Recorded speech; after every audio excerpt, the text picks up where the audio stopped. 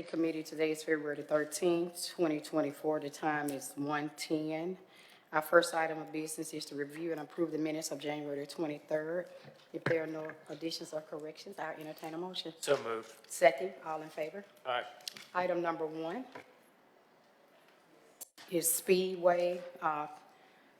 Council Williams, I got a call that Speedway is not ready to come before us. They are asking to be on the agenda on the 27th. All right, motion for delay till the 22nd. Second, all in favor? Aye. All right, that item is delayed to the 27th. The next item, can we call up the next item? Is G&P Convenience LLC. Is the applicant here? Yes. Okay, can you step to the mic, sir, and give us your name, address?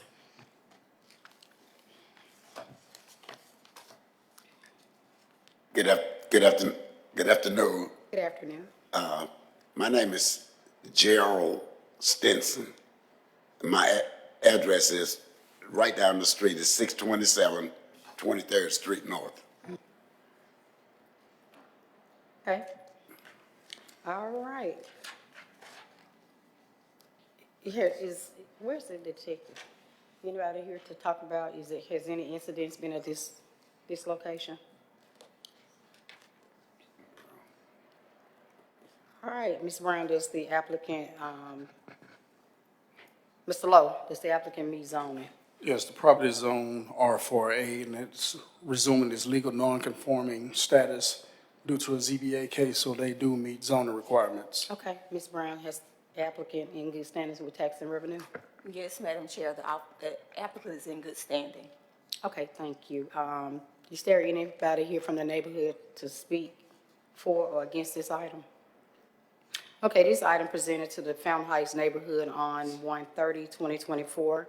12 were in attendance, 11 was in support of the item. Council Williams, do you have any questions for the applicant? No, motion to approve. Second, all in favor? Aye. Okay, that passes. We're gonna send it to the full council for a vote. Thank you. Thank you.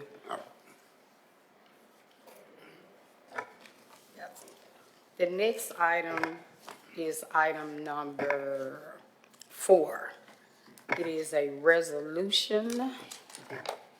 It is a resolution pursuant to subsection 11-40-1, 11-47-19, subsection 1147-11, and subsection 11-4355 of the Code of Alabama to authorize the mayor to expand funds for BPD to promote participating in a community event hosted on BPD property, HAPD property by local barbers entitled Haircuts and Conversation. Who's here to speak about that item? Lieutenant Green. Okay, can you tell the committee about the item that you guys are putting on? Well, this is a fun event for kids within Housing Authority, HAPD, from ages 5 to 17 years of age, males. And we will have music, games, food, and we'll have barbers present there to do haircuts for the kids. And while the kids are there, the police position, our duties, we will present conflict resolution, respect, gang resistance, and mentorship. Okay. All right, any committee members have questions? I have a question. Is this the first year that you all are doing this? Yes. Okay, awesome. Lieutenant, thank you for what you do for the city. I have a motion to approve. One question for the Lieutenant, Council.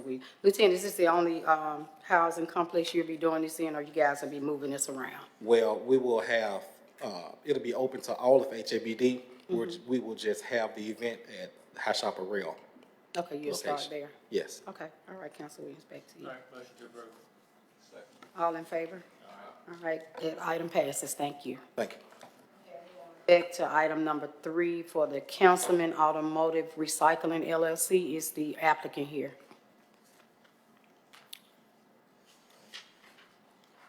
Okay, committee members, I got, Mr. Lowe, you said that the item did not meet zoning, correct? That's correct. Okay. All right, so the item, did not meet zoning requirements. for this application to be heard. Okay, what would the chair like to do then? We can delay it.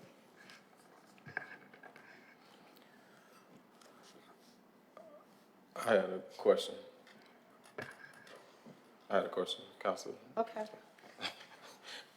What was it exactly, I was just trying to figure out why it didn't make the zoning requirements. The particular zoning is zoned to I-3, which is planned development. The area that this is supposed to be zoned is I-2, which is heavy industrial. That's where it is allowed. So they would have to rezone that piece of property to do that use. Gotcha. Okay, thank you. And this was gonna be at the 1849 Ruffner Road. So that's the only issue that was with the applicant, that he didn't meet zoning.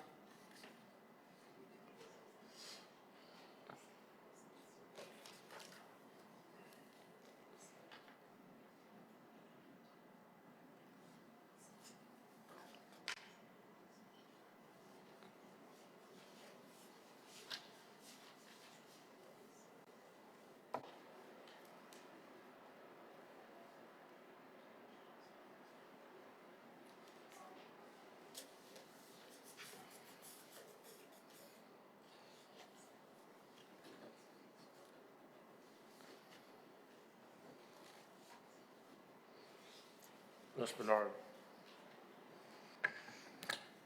What is your recommendation in terms of, since the applicant does not meet zoning? Because delaying it till the next meeting does I not would, fix the fact that the applicant does not meet zoning. Yes, Julie Bernard with the Office of City Attorney. I was talking to Mr. Lowe about it, and I had some questions, so I think delay would be best. How long do y'all need? 2 weeks. All right, motion to delay for 2 weeks. All in favor? Aye. All right, that item is being delayed for 2 weeks. Okay, next item is item number 5. It is a resolution to authorize the mayor to execute an agreement pursuant to subsection 1140-1 and subsection 11-43-55 Code of Alabama 1975 with Premier Security Solutions for Premier to provide the city police department with a solar surveillance unit for a trial period of 30 days at no cost to the city, subject to non-disclosure provisions for a term not to exceed 3 years. We have Chief Thurman before us. Yes, ma'am. Good afternoon. Scott Thurman, Chief of Police, Birmingham Police Department. So this is a demo for this particular trailer, so we can see how it operates to see if it's something we'd like to lease in the future. So there's no cost at this point in time.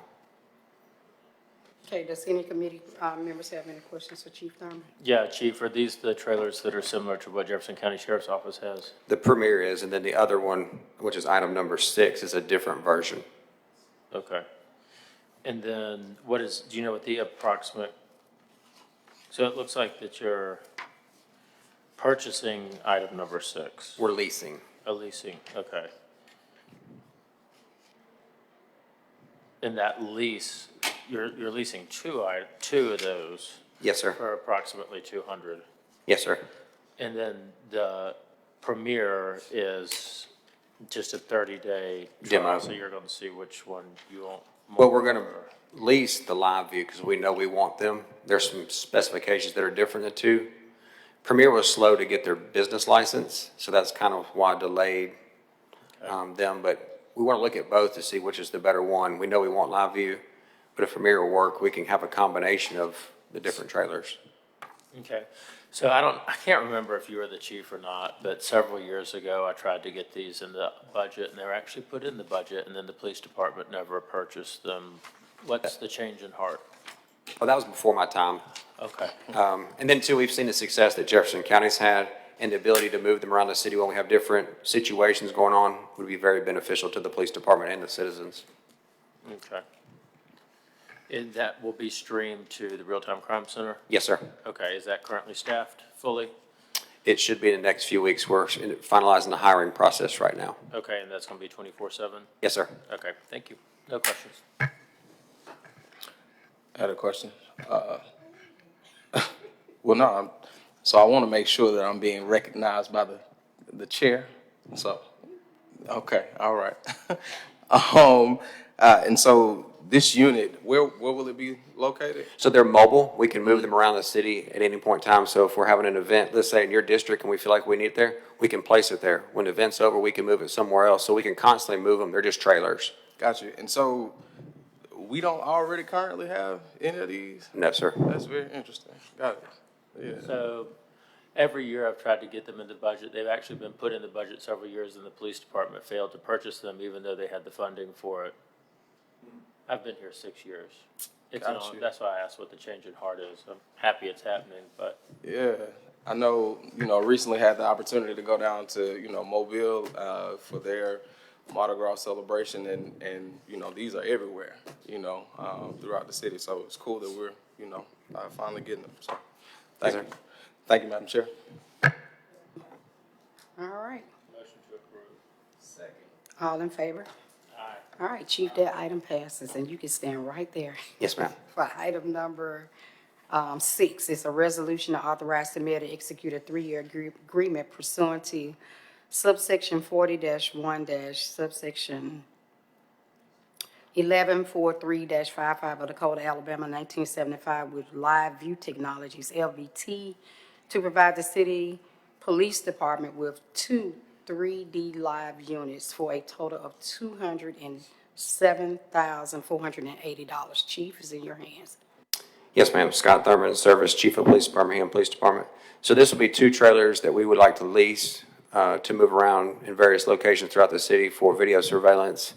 The reason we want to lease is because we don't have personnel who can repair or work on these trailers, and our fear is that if we purchase them, if they got damaged or broken, we wouldn't have a way to repair them. If we lease them, the company fully warranties them during this 36 months. They'll repair them and keep them running. And so it's better beneficial, better use of funds by doing this. And if technology upgrades, they'll upgrade the trailers for free for us. Okay, any committee members have questions for Chief Thurman? I do on this. So this is a 3-year agreement? Yes, sir. Okay, so what is the average cost? So I guess my question is, and you might not know the average cost to purchase one of these trailers, maybe you do, I don't know. It's much more expensive. Okay. Yeah. It seems that as this program expands, which I'm sure it will once the police Yes, department that's the gets goal. feet on the ground under them on this, that it would make sense to emulate what Jefferson County does in terms of the ability to fix, repair, whatever. Is there a desire? No. And the reason being is because we don't have police officers. We need police officers doing police work and not working on surveillance trailers. And so that's why it's a better use of our resources. Let the police officers do police work. We can lease these through this company. And that's the thing, is if technology upgrades, they upgrade it as part of the package or part of the lease. And also they carry a full warranty for the entire 36 months. So if something happens, they're going to repair it for free. Well, Chief, you have a lot of civilian employees. I get that you want A-post guys doing police work, but you do have a lot of civilian employees. But anyway, all right, thank you, sir. Yes, sir. You got questions for Chief? No, ma'am. Okay. No, ma'am. I move for approval. Second. All in favor? Aye. All right, that item passes, Chief. Thank you, Chief. Thank you. All right, we're going down to item F, now down to new and old business. Number 7 is the Restore Program update from Mr. Carrie Boutain from the Family Resource Center, and her team is here. Yes, Hi, ma'am. Carrie. Good morning. Afternoon? Yes. And we do have we did send a copy of the slideshow. They do have it in the back. I can't see it from here, so. But I believe all of you have the slides in front of you as well. Let me just say thank you to my board and to my team for also showing up today. There we go, perfect. First and foremost, we are grateful for the city's support of this program. We have found it to be extremely instrumental in the reduction of youth violence. A couple of things that you will see is that, first and foremost, let me just say that you received in January a presentation very similar to this. This presentation has been updated to include the additional numbers of people we have served from between January 8th and February 12th. So, all that to say, number one, as I understand that there was a question about recidivism rates. Our recidivism rates for the Restore program is 9%. The recidivism rate for Jefferson County juveniles in Birmingham is 68%. The recidivism rate for juveniles in Bessemer is 32%. Our recidivism rate is 9%. What I can tell you between running the same numbers as we ran in 2023 before coming in front of you and 2024 today is that we have seen a 47% reduction in youth charged with murder up to the age of 22. It is my belief that while there are other public safety initiatives going on that I understand that the mayor and Councilor Tate and some of the other councilors have been working on, I just have to say us all working together has resolved, maybe not resolved, but a 47% reduction in youth charged with murder is huge. An 18% reduction in victims up to age 22. We also presented this time a chart that outlines the districts 1 through 9 that we serve the most. Focusing on District 2, we currently serve 8% of our families currently come from District 2. However, that number is up since February to now by 3 families.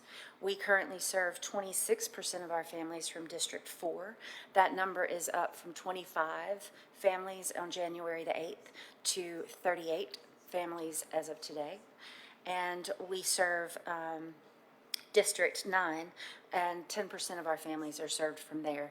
That number is up to 14 from when it was in January, it was 12.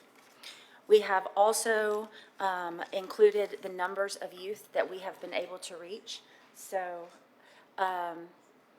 right now, as of yesterday, today, Tuesdays and Thursdays, we run our workshops that are facilitated by Mr. Ansky Williams and Ms. Angelique Todd, and they are our Restore coordinators and program manager.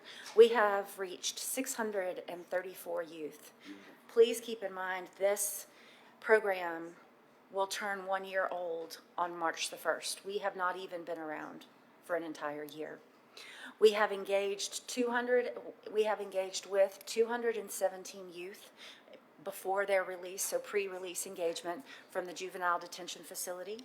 That allows us to get a basic needs assessment and begin to start working with those families before those youth are released. Even if they're going down the road to placement, we can still make sure that the environment they're coming back to is different than the environment that they're leaving, which I think plays again into how our recidivism rate is so very low. And I will add onto that recidivism rate, the last time any of our youth picked up a charge was in August. So that would be 4 months ago.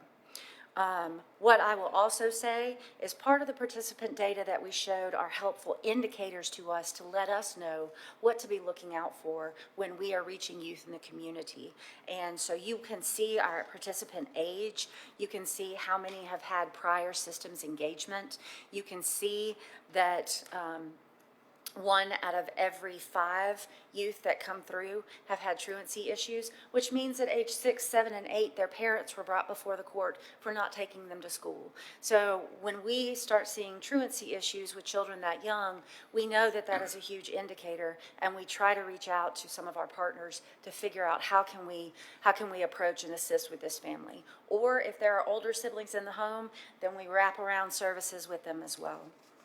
I did want to share, I am going to jump forward a little bit, but if you could keep that slide up. One, I think, of the strongest aspects of our program is how highly trained our coordinators are. They have undergone Alabama Department of Mental Health case manager training. They are both HEAT trained, HER trained, HEAT parenting program trained.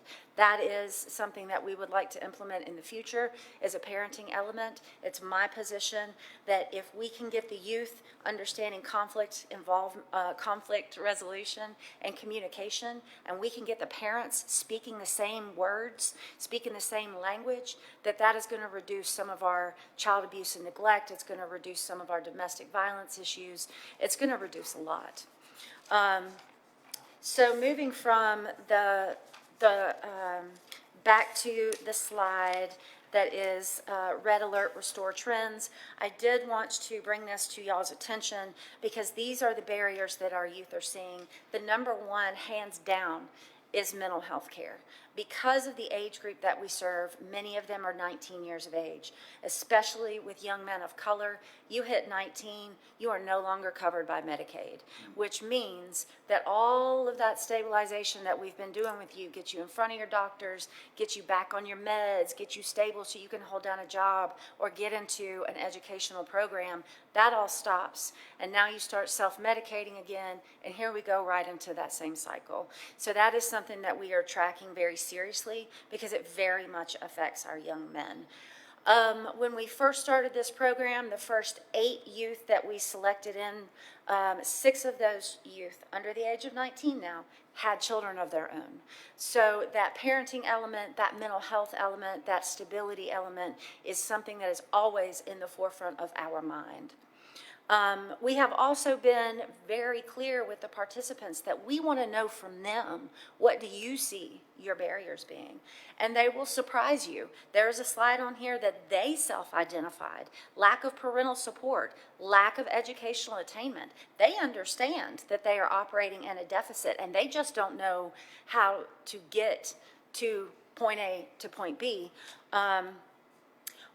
Because of the mental health issues, because of the barriers that our families see, it does take a lot of time to see change because these youth have been growing up in this environment for so many years, and it's just a complete mind shift of what dysfunction actually looks like. We do partner a lot with the JBS Mobile Crisis Unit because our kids do experience crisis. One of the slides that I've added, which is number 2, Key to Success and Intense Family-Centered Services. While the youth is in detention and we are making those one-on-one contacts, we are able to identify what else is going on in that home. So that child, that youth, they're not children, that youth being incarcerated does not necessarily preclude us from working with that family. And a lot of that replicates the same needs that we see. And if we are able to stabilize that family, then the youth have a better opportunity and better chance of survival. At this point, we have had to make some shifts. We had to adjust to what our kids are seeing. When we originally made this program, we did not include the workshop component. Now we include that workshop component. That makes sure that we make phone contact with them, with each client and or their families, Tuesdays and Thursdays to make sure they have their transportation. Then we actually have them in class. So there's not really a time frame that goes by that we don't make contact with these youth. It's accountability, and it's on them to make sure that they come to us with their issues as well. This also allows us to track things like gang activity and to try and intervene where we can. It helps us make sure that if these youth are having problems in school, we can work with their schools, we can work with their families to alleviate some of that pressure. Do you all have any questions for me? Go ahead. Thank you, Madam Chair. I just want to say thank you. Thank you for the work that you all are doing. I've actually had an opportunity to talk to a couple of young people that have actually gone through this program who have, I know, been out in the streets and are some very hard critics. And they have spoken very highly of just the coordinators that they have been able to interact with. And have stated that, like, man, this is a real good program, like I really appreciate it. And so, hearing it from them is the credibility that, I need for something like this, because, they are the ones who are actually going through the program. I did have questions about, this, the Restore participants self-identified barriers. Yes, sir. The number 2 piece, the partner with vocational technical programs, because that's one of the things that I have seen. Those young people that I have talked to that said they spoke very highly of the program, they're still having to go back out and be in survival mode, right? So they're equipped with these tools, these skills, they've built these relationships, they've had these conversations, encouraging them, giving them a new way to think, but they still have to be able to take care of themselves. And so, are we saying that this is, the next step of, the program? Like, we're trying to make sure that we connect them to, these vocational opportunities, or? Yeah, so I'm going to answer your question in 3 parts. Yes, absolutely. I will say all of this data that you see in front of you is done by a team of 2 people. Got it. So capacity is our number 1 goal, because they're literally on 24/7. The second part of that is when you add COVID learning loss, and I know we're getting farther and farther away from those times, but we are looking at people who the last time they darkened the door of a school was 7th grade and they're 16.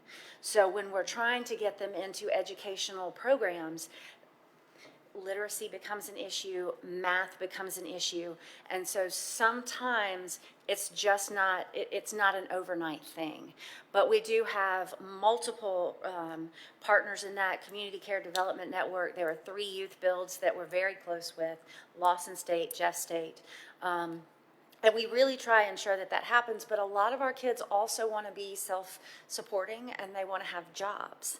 And so sometimes we find it difficult to make sure that your job doesn't overlap with your Restore commitments on Tuesday and Thursday, doesn't overlap with school. And we are working with some of our providers, with CCDN, Community Care Development Network, that in the summer, she allowed us to come in and just do a full workshop there. And so that those kids didn't have to make that choice. They got everything they needed there. So yes, if I had more people, that would absolutely be it. That is in our needs assessment. We do identify that.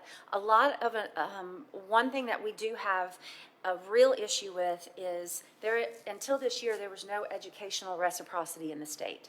So you're in Jefferson County, you're on a semester system. You go to Lee County, you're on a block system. You go down there for 9 months, you come back, you've lost all those credits. That's right.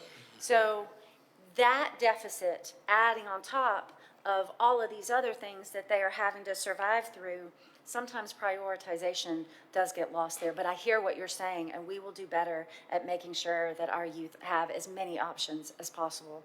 And I know that, it's very heavy work that you all are doing. So, I say thank you. I'm not sure if, International Brotherhood of Electrical Workers is somebody that is a part of you all's, toolbox, but I definitely think they should be added because they have an opportunity, for young people to earn while they learn. And so I think that would be a great asset to what you all are doing. The only other question that I had was, about the Helping Families initiative.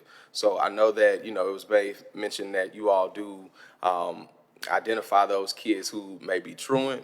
And I remember that, Family Court, had like a round table of supporters that, when one area was flagged, like it would, set off this chain reaction of a lot of different, departments and organizations to kind of look into a family. Just trying to see if that was something that is still in operation and kind of assisting you all as well. Absolutely, and Gotcha. we work with both Bessemer and Birmingham HFI. However, once it gets to where you have court intervention, DHR intervention, systems intervention, then you no longer qualify for HFI. So what we do is then they refer to us. Got it. And so that's what that's starting to look like. So there's no gap in services. It's kind of a warm handoff, but we get a lot of referrals from them. We see a lot of transportation barriers. If you live within a mile of a school and you don't have access to a school bus, but you're 8, and we do the best that we can to navigate around those type of things. But yes, DA's car and Washington are they're huge partners, and I love the work that HFI does. Cool. Thank you, Madam Chair. You're welcome. Thank you, Carrie and Aunt and Angelique and Brother Walter and the whole team of you all that are here from the Crescent Center. I do want to acknowledge Judge Hunt Hilliard, thinking about putting this great program together. It is very much needed. As Carrie said, we got a long way to go. It's like just an uphill battle, but you guys have done an amazing job. You know, a lot of national training has went on, and we talked about this in Incredible Messenger Training, how taking care, when you take care of the child, the whole family unit has to be taken care of. So you working with that family 24/7. So you guys receiving Incredible Messenger Training, Aunt Ski and Angelique, and that's something Clint talked about. You know, all of the messengers, you on 24/7. You take on a whole family, and you know, and that's what's going to be the key to this. And Deborah Daniels and her team, and so it's just building out this ecosystem that we talk about, and having those partners that are out there like Tamika Holmes with CCDN, and finding the right fit in the right organizations to mesh, because it is a lot of exploiting going on with a lot of nonprofits. Nonprofit becomes what we call a nonprofit industrial complex, and it becomes what we call a paycheck, you know, for some people. Get it by any means necessary, when sometimes nonprofit, you know, that's a funding mechanism. You know, you gotta go after them funds. And so the goal is to, you know, to help you guys continue to build capacity, get you the skills and the tools and the training that you guys need, you know, to scale up, and, you know, to continue to be, you know, the great partners that we are, and also, you know, coming, you know, before the council, letting them know and showing them in real-time data, your numbers are just spectacular. I had a chance to come over when Clint came here to tour the detention center. And I've been living in Birmingham all my life, and I had never been over there. And so it was just amazing to get in there and see those, you know, those young people in there, you know, wanting to succeed and want to change, and, you know, just looking at different things that's going across the country. Like we went to Newark, murder rate down tremendously in Newark, but they put a lot of resources in the streets, but they made sure that they was investing in the right people. And so the people that were being invested to were the people that was doing the work that they were holding accountable. So all this is about accountability and holding people accountable and making sure that people are, you know, getting these families and these young people to where they need. Because I often tell people, my son is formerly incarcerated. I'm quick to tell people I did not birth a criminal. You know, they made a mistake, but I made sure that I was there to walk him, you know, along the journey. So all of us are different. Everybody, families are different. We all are different. But I just think we all have a very important role that we have to play to navigate, you know, the system and get out these young people succeed in the way that they need to be, you know, they need to succeed. So I got, you know, faith in what you guys are doing. Y'all know we're here for the long haul, and I will be coming over there on Tuesdays and Thursdays, chopping it up with y'all. So I want to get a judge an opportunity, you know, to speak as well, if she would like to give some comments on today. Thank you, and good afternoon.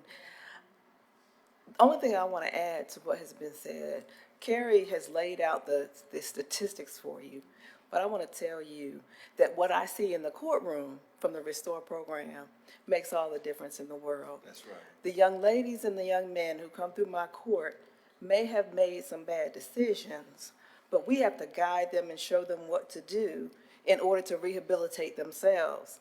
And oftentimes, I'll have my JA sitting right next to me, text Ansky or Angelique or Carrie, and they come right upstairs and meet with that family and that child and begin the process immediately.